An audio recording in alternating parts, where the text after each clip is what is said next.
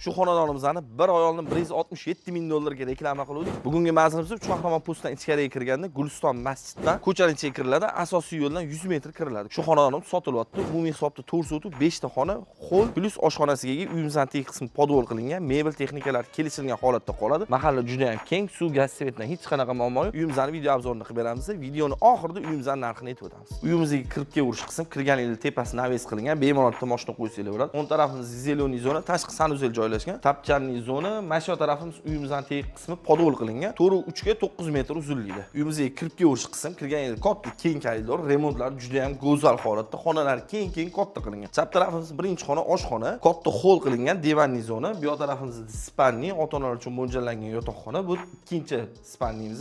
Bu yoqda uchinchi xonamizda zal, mehmonxona katta keng qilingan, umumiy sanuzel joylashgan. To'g'rimizda katta spanli, o'zining ichida keng sanuzeliga ega. Uyimizning narxi 144 dollar, yana kelishadigan joylar bor. Azizgina sunnatiga o'tib beriladi. Uyimizning narxini tushirib qo'ydik, srochniy narxida ulgurib usbet qilib olib qo'ydik. Shu xonadonimizni bir oy oldin 167 ming dollarga reklama qildik. Bugungi manzilimiz Chuqahramon postdan ichkariga kirganda Guliston masjiddan ko'chaning ichiga kiriladi, asosiy yo'ldan 100 metr kiriladi. Shu xonadonimiz sotilyapti. Umumiy hisobda 4 sotu 5 ta xona, hol plus oshxonasiga ega, uyimizning teg qismi podvol qilingan, mebel texnikalar kelishilgan holatda qoladi. Mahalla juda ham keng, suv, gaz, svetdan hech qanaqa muammo yo'q. Uyimizning video obzorini qilib beramiz. Videoni oxirida uyimizning narxini aytib o'tamiz. Uyimizga kirib kelish qism kirgan yil tepasi naves qilingan, bemalol mashina qo'ysanglar bo'ladi. O'ng tarafimiz zeleniy zona, tashqi sanuzel joylashgan. Tapchanli zona, mana shu tarafimiz uyimizning teg qismi podvol qilingan. To'g'ri 3 ga 9 metr uzunlikda. Uyimizga kirib kelish qism kirgan yil katta keng koridor, remontlar juda ham go'zal holatda, xonalar keng katta qilingan. Chap tarafimiz birinchi xona oshxona, katta hol qilingan, divanli zona. Bu yoq tarafimizda